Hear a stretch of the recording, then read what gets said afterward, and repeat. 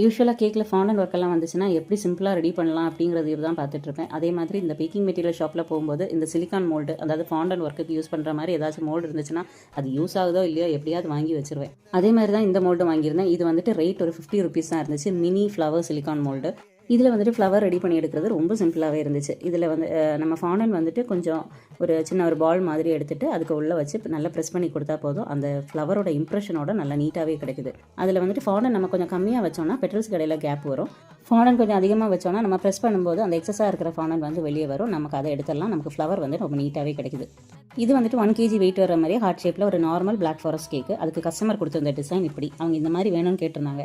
கேக்கோட top and bottom கார்னர்ஸில் வந்துட்டு chocolate ganache use பண்ணி design பண்ணியிருக்கேன். கேக்கோட டாப் ஃபுல்லாக சாக்லேட் யூஸ் பண்ணி கவர் பண்ணி எடுத்தாச்சு. ஏற்கனவே ரெடி பண்ணி வச்சிருந்த ஃப்ளவர்ஸை வந்துட்டு பாட்டமில் வச்சு கேக்கை வந்து ஃபினிஷ் பண்ணி எடுத்தாச்சு. எனக்கு இந்த டிசைன் ரொம்ப பிடிச்சது டிசைன்.